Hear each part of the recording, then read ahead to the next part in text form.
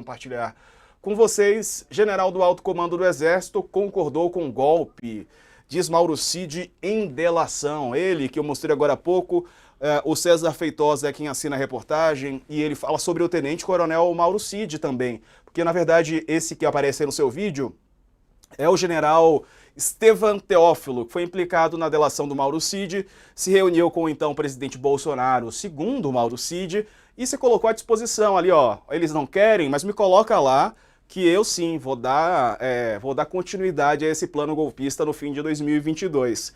As informações estão naquele relatório final da PF sobre as articulações para um golpe de Estado depois da derrota de Bolsonaro nas eleições de 2022. A defesa do general Teófilo nega que ele tenha concordado com alguma intenção de golpe ou influenciado alguém para isso. O apelo do então presidente a Teófilo foi feito durante uma reunião, isso no Palácio do Planalto, dia 9 de dezembro de 22, segundo o relatório, e 2 dias antes o ex-presidente havia tentado obter aval do comandante do Exército Freire Gomes. Segundo as investigações, não conseguiu. Depois ele se reuniu, então, com o general Teófilo. Esse sim teria concordado em dar prosseguimento a este plano. O então ajudante de ordens de Bolsonaro também avisou o chefe do Exército sobre essa reunião. No áudio que consta nas investigações, Cid diz a Freire Gomes que o presidente enxugou o decreto e que revertia o resultado da eleição. E o que ele comentou de falar com o general Teófilo? Na verdade, ele quer conversar. Ele gosta de bater papo, né? É uma maneira que ele tem de desopilar ou de tocar para frente, foi o que disse Mauro Cid para o Freire Gomes. Não há registro de respostas do Freire Gomes a essas mensagens encaminhadas por Mauro Cid.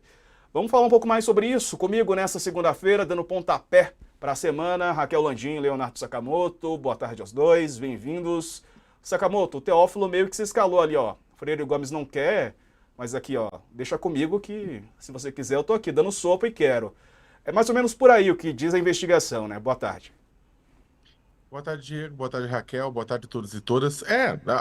O dado sobre o Estevan Teófilo, né, ele se tornou público no momento que o relatório teve o sigilo suspenso pelo ministro Alexandre de Moraes. A gente até comentou a situação do Teófilo aqui no All News, né, de que ele se prontificou a corroborar e a seguir um decreto golpista que seria assinado por Bolsonaro, né? Na sequência dos fatos, né? Dia 7 de dezembro, houve uma reunião, né? O Bolsonaro apresenta novamente a minuta golpista, o general Freire Gomes e o brigadeiro Batista Júnior se negam a participar, né? O almirante Almir Garnier afirma que estaria junto com o presidente. E aí o Bolsonaro precisava de um suporte, né? De alguém que pudesse organizar internamente as forças, o exército, né? Para ajudá-lo na intentona golpista.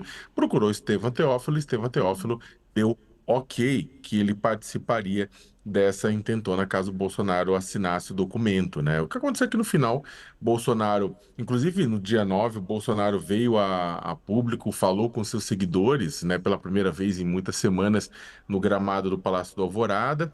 E no seu discurso jogou pressão, pediu basicamente para os seguidores fazerem pressão para as Forças Armadas, porque as Forças Armadas seguiriam a vontade, entre aspas, popular, ou seja, dos seguidores de Bolsonaro, e aí a partir daí, né, as coisas poderiam se desdobrar.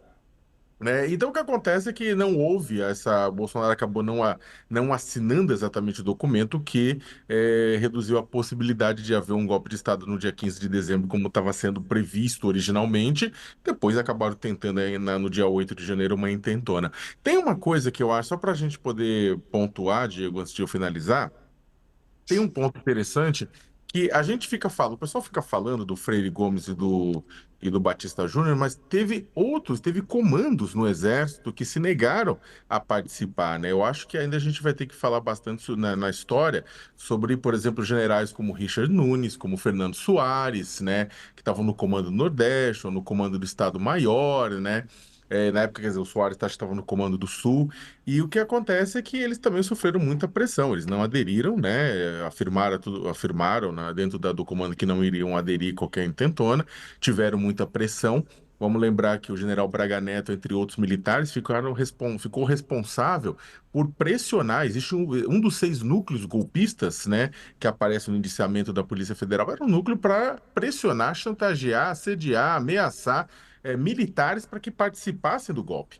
Né? O general Braga Neto estava acima, né? Lembra que ele chamou o comandante do Exército de cagão, o comandante da Aeronáutica de traidor da pátria, né? Mas não foram só eles, muitos outros chamados, entre aspas, de melancias, ou seja, verdes por fora, vermelhos por dentro, por parte de seguidores de Jair Bolsonaro, foram achincalhados, mas também seguraram a pressão, Diego.